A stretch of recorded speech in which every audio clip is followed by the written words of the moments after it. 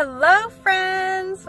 So this is the first video in our series to thriving. This is the first step. So step one, I'm going to be talking about nutrition, which I'm super excited about because I was sick for like 10 years.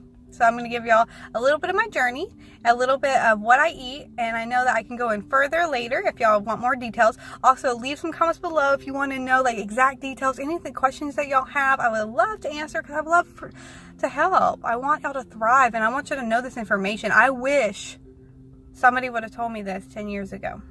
Yeah. So subscribe if you want to see more of these videos and let me know what you want to see. Love you guys. Here we go. So I'm back at it. I'm just driving and I was thinking about some things and I was like, oh my gosh, people need to know this, like seriously. So I basically am going to tell you a little bit about nutrition because that is the first step to thriving. That's what I learned because I was not thriving. I was sick for like 10 years. I had 2 different autoimmune diseases. What else was wrong?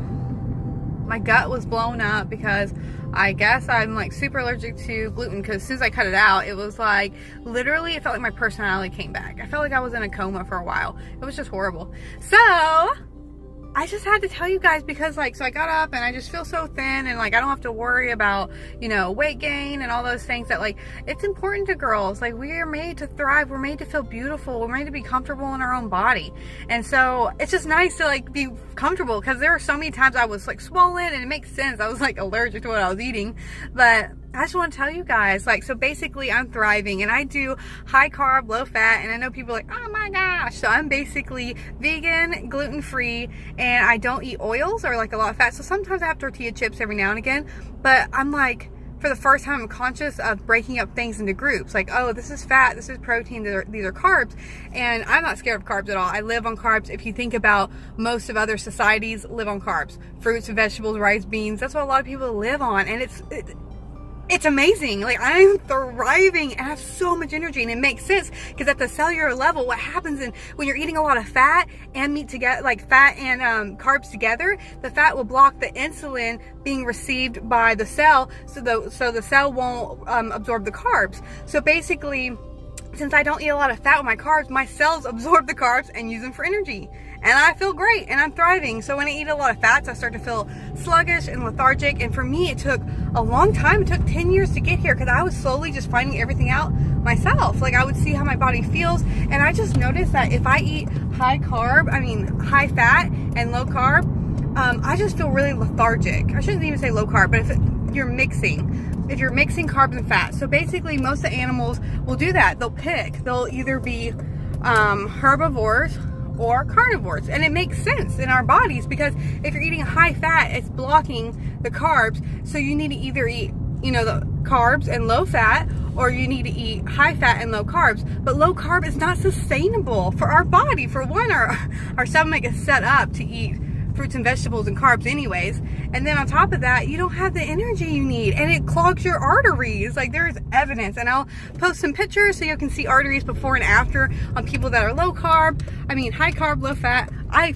keep switching up all the words, so just ignore that. I'm gonna have to correct myself over and over or learn how to edit videos so I can cut all those things out. So basically, to reiterate, I am high carb, low fat. That means I eat fruits, vegetables, rice, beans, and my fats are nuts, avocados, and then every now and again I have oils. I try not to eat oils because if you think about it, it's a refined fat. They're taking this fat from a vegetable and then we're smothering it on things and eating it. So it's just not like, I already eat whole foods anyways, so it just makes sense to not eat oil. It was just hard to break it because, you know, your girl loves oil.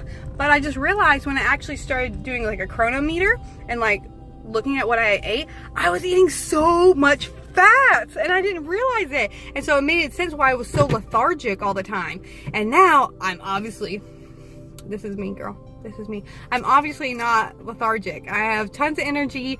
I'm still learning and growing because I'm finding out what works for me and what doesn't. Like for me personally, I'm vegan, but I don't do soy. Some people can do soy and I guess it just doesn't bother them. If I eat tofu, my stomach's like, what were you thinking? So, and I'm learning so much about being organic and not organic because basically if you cover your food with poison, it makes sense it's not going to be good for you. So sometimes it's not that food, it was the poison you covered it with, you know? It makes sense, just like some people get food poisoning because like the bacteria or there's like a germ on it, but it's not that food. You wouldn't never eat that food again. You wouldn't want the bacteria or the germs that gave you food poisoning on it, you know?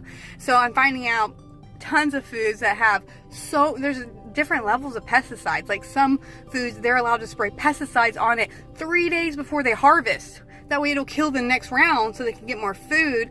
But it's just like greed, and it's so bad. But then you're eating all that poison because they sprayed it on there 3 days before they harvest it and you eat it. And it's stuff that you don't wash. It's like wheat, soy, canola oil, that's a whole nother topic. So I have to share lots of topics, but this is the first topic of how to thrive. So for me, I was super sick, and I'm seeing so many people, like, if they're not thriving, I'm seeing it totally different. I'm seeing healthy and not healthy. And if people aren't thriving and all those issues like with anxiety and depression, you're just unhealthy. For me, like, I know that there's different issues with each person, and that's why I would love to do consultation with each person. So for me, when I stopped eating gluten, all my anxiety went away. Like, there are times where I'll feel anxious, but it's actually a problem and I have to resolve it. Before, I would wake up feeling anxious for no reason just because I ate the gluten.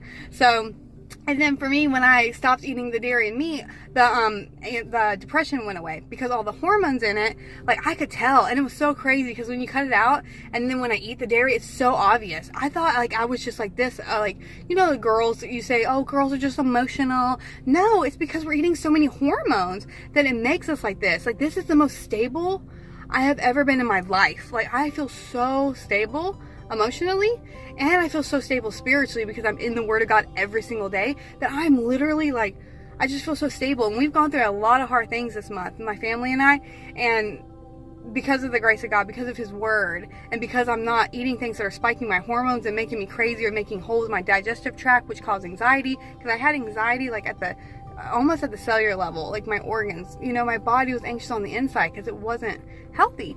So anyway, so I have to share more and more about this because this is my passion, and I want people to know, because I want people to thrive. Because could you just imagine if everyone around you was thriving and walking in their gift? We'd have such a more amazing world. So I know I'm like one of those girls, like, my name is Kristen, I want world peace. But seriously, my name is Kristen, I want people to thrive. So we'll have more later. Love you guys. Bye.